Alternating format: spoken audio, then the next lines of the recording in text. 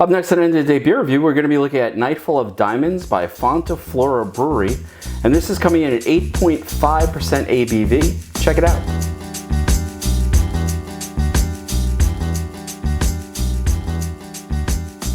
Hi everybody, it's Rich. Welcome to End of the Day Beer Review. And today we are looking at Nightfall of Diamonds by Fonta, Flora Brewery, which is a brewery down in, I think it's North Carolina.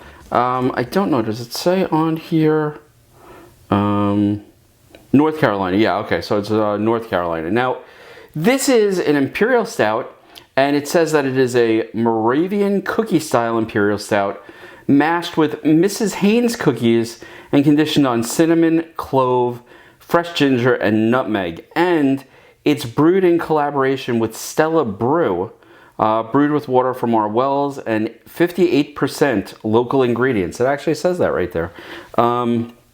Now, why did I buy this? Because of the name, really. I don't know if anybody's ever noticed it, but if you look back here, here is my Jerry Garcia doll. I also have the dude up there and all that kind of stuff like that.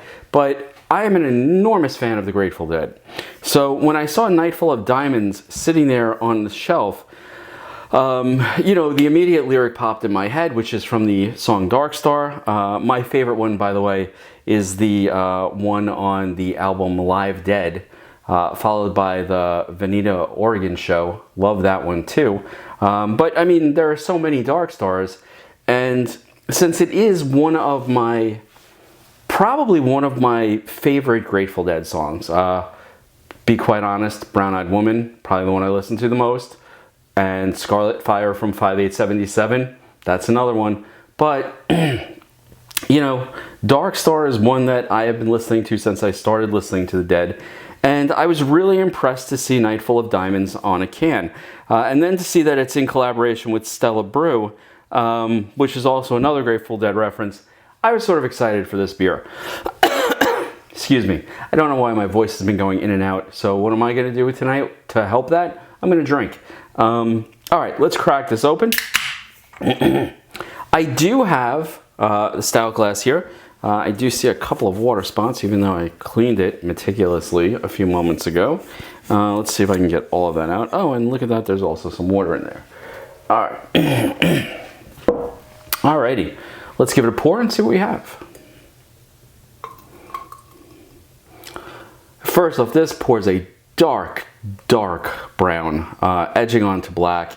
Forgive me, my pour is probably causing way more carbonation to fizz up than I should be.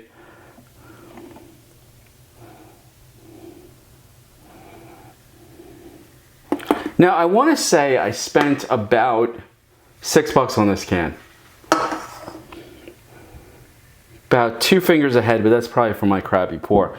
I'll tell you right now, what's going through the bar right now is this amazing gingerbread smell. And nutmeg. You know, I'm filming this on December 20th, I guess. So right before the holidays. And I have to tell you, the bar has just filled up with sort of this holiday cookie smell that's just awesome. A lot of ginger.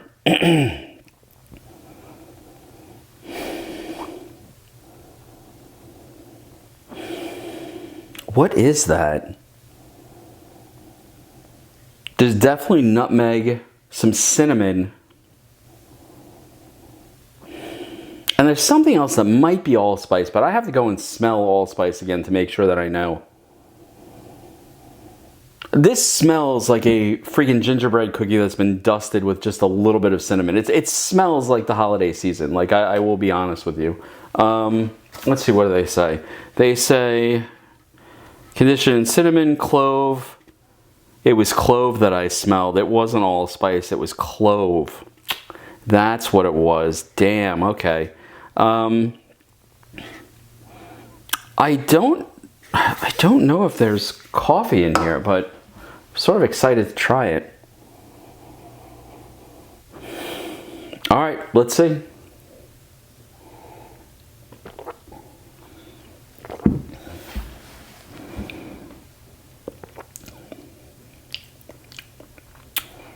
Wow. I have to say, this is as complex and interesting as the song that it takes its name from. So what's dominating the flavor here, and you know what, I can't even say that. This is such a mixture of interesting flavors, I can't even tell you. All right, so front of the tongue, clove and ginger. Mid-tongue, sort of the nutmeg and cinnamon, with almost a molasses type of like dark sugar flavor to it. I have to say, I thought it would be sweeter than this. Sorry about that, folks. I am back. My camera battery ran out, I guess. All right, so to go back to this, so the angle changed, I apologize for that. So to go back to this, I thought it would be sweeter than it is. That being said, I don't think it needs to be sweeter. Molasses is not always, at least in my experience, super, super sweet, but sort of that burnt sugary flavor is there. And I have to tell you, like, Dark Star is a really, really complex improvisational type of song. That's sort of how I feel about this beer. Every time I sip it again, I get a different little burst of flavor. First time I took a sip of it, the clove was sort of like the dominant flavor. Second time it was the ginger. The third time it's more the cinnamon. Then sort of that chocolatey molasses flavor. This is really, really just a beautifully crafted beer. Now at 8.5% ABV, which let me make sure I'm saying that correctly. At 8.5 ABV, this is not an overwhelmingly alcoholic beer, but 8.5 is not a slouch either. And I have seen beers with less alcohol in them have an alcohol burn, and this at 8.5 has none. It's a very smooth drinking, although I have to tell you, am I going to chug this? I'm not. It's way too complex to drink fast. This is a slow sipping type of beer. Do I wish I had bought more of these? I actually do. Would I buy more of them? Yeah. I was actually sort of in... Where was it? I don't remember where it was. We were... up in like the New Rochelle area, and they had a timeout beverage, which I think timeout really jacks their prices up a lot, but they also have a tremendous selection of beer, and a lot of that beer I never see where I live on Long Island. So would I buy this again? I would. At $24 a 4-pack, would I buy it again? Yeah.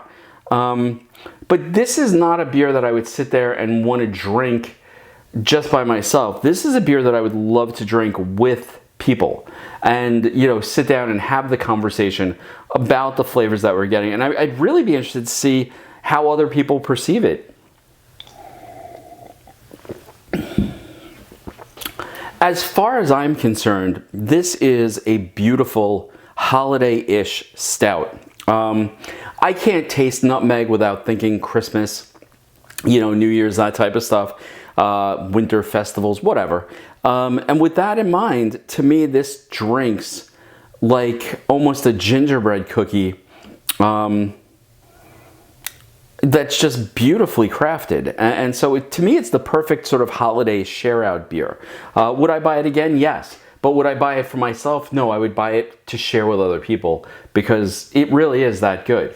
So that being said, you know, is it worth the $6? I think it's definitely worth the $6. And I would buy it again. So, you know, if you do see Nightfall of Diamonds, definitely a beer that's worth checking out, especially since it doesn't break the bank price-wise, and especially at this time of year if you're watching this in sort of the, you know, Thanksgiving to New Year's holiday season. So I have to say, Fonta, Flora, and Stella Brew, you guys did a heck of a job with this one. I'm very impressed, and I love the name. So I am looking forward to sitting back and drinking the rest of this. Anyway, folks, I hope you've enjoyed this review. If you have, please hit that like button, subscribe. If you've tried this beer, or if you're a deadhead and have a favorite show and you want to talk about it, throw some commentary down below, and we'll have ourselves a little conversation. If you're new here, please subscribe. Always helps the channel. And I will see you next time. I'm going to sit back, enjoy the rest of this beer. Cheers.